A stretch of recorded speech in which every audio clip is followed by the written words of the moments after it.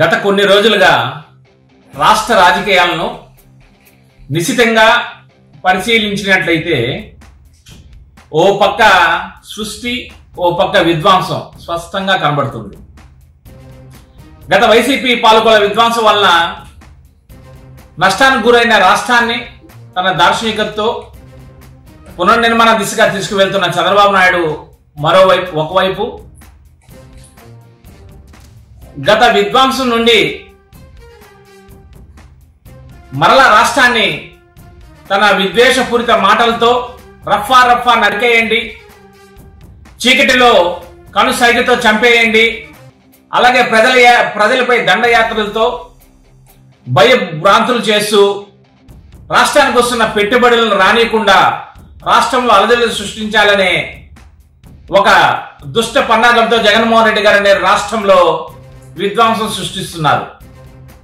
ముఖ్యంగా చంద్రబాబు నాయుడు గారు గత చరిత్రలో మునిపెన్నడూ లేని విధంగా డిఎస్సి నోటిఫికేషన్ ని దాదాపు 16,347 పోస్టుల్ని నోటిఫికేషన్ ఇచ్చి ఎగ్జామ్స్ నిర్వహించి ఉద్యోగాలు కూడా త్వరలో ఇవ్వబోతున్నారు. అలాగే ఏపీపీఎస్సీ నోటిఫికేషన్ ద్వారా 667 ఫారెస్ట్ పోస్టులను నోటిఫికేషన్ ఇవ్వడం జరిగింది. అలాగే క్రిస్ సిటీ ద్వారా దాదాపు 4.67 lakhs ఉద్యోగ అవకాశాలు కాంగ్రెస్ విశాఖకి తీసుకురావడం వల్ల 12,000 ఉద్యోగ అవకాశాలు యువతకి కలుగుతున్నాయి.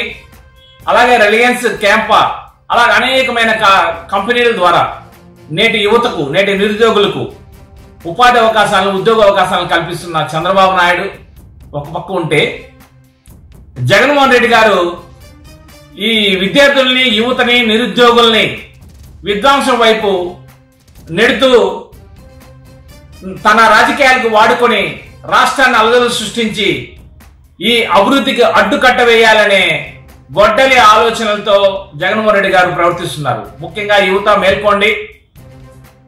మనమందరం కూడా రాష్ట్రం కోసం అహర్నిశలు కృషి చేస్తున్న చంద్రబాబు నాయుడు గారికి అండగా నిలబడి ఈ విధ్వంసకర వైసీపీ నేతల దుష్ట చర్యలను తిరగబడాల్సిన అవసరం ఎంతైనా ఉందని తెలియజేసుకుంటున్నాం.